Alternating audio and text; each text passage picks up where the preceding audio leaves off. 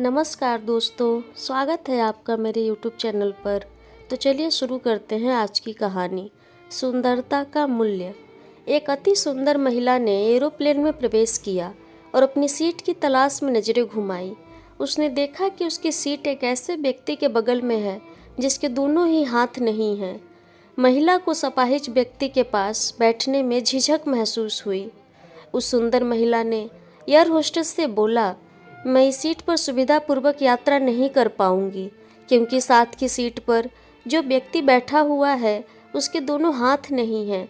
उस सुंदर महिला ने एयर होस्टेस से सीट बदलने हेतु रिक्वेस्ट किया। असहज हुई एयर होस्टेस ने पूछा, मैम, क्या मुझे आप इसका कारण बता सकती हैं?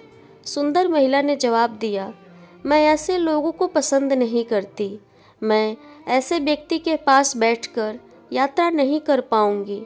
दिखने में पढ़ी लिखी और विनम्र प्रतीत होने वाली महिला की यह बात सुनकर एयर होस्टेस अचंभित हो गई। महिला ने एक बार फिर एयर होस्टेस से जोर देकर कहा कि मैं उस सीट पर नहीं बैठ सकती, अतः मुझे कोई दूसरी सीट दे दी जाए। एयर होस्टेस ने खाली सीट की तलाश में चारों ओर नज़र घुमाई पर कोई भी सीट खाली नहीं दिखी।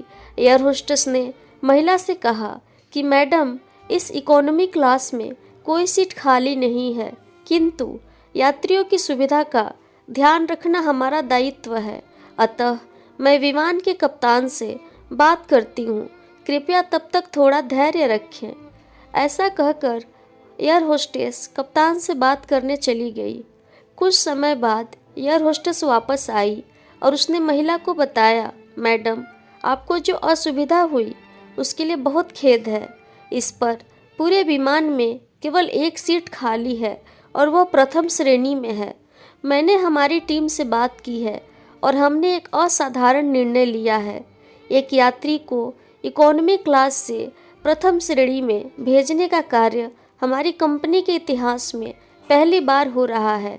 सुंदर महिला अत्यंत प्रसन्न हो गई, किंतु इससे पहले कि वह अपनी प्रतिक्रिया व्यक्त करती और एक शब्द भी बोल पाती, एयर होस्टेस उस अपाहिज और दोनों हाथविहीन व्यक्ति की ओर बढ़ गई और विनम्रतापूर्वक उनसे पूछा, सर, क्या आप प्रथम श्रेणी में जा सकेंगे? क्योंकि हम नहीं चाहते कि आप एक अशिष्ट यात्री के साथ यात्रा करके परेशान हों। यह बात सुनकर सभी यात्रियों ने ताली बजाकर इस निर्णय का स्वागत किया।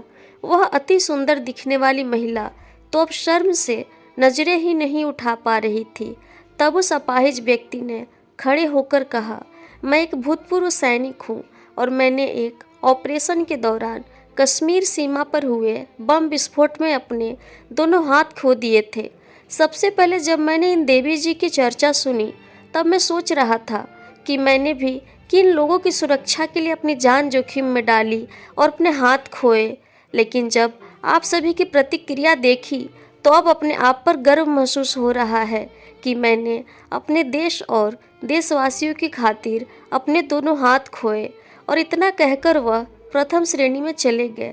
सुंदर महिला पूरी तरह से शर्मिंदा होकर सर झुकाए सीट पर बैठ गई। मेरे प्यारे दोस्तों, इस कहानी से हमें यही सीख मिलती है कि अगर विचारों में उदारता नहीं है तो ऐसी सुंदरता का कोई मूल्य नहीं है। अगर आपको आज की कहानी पसंद आई हो, कृपया लाइक करें, शेयर करें और इस कहानी के प्रति आपकी क्या राय है ज़रूर कमेंट करके बताएं। आपका बहुत बहुत धन्यवाद।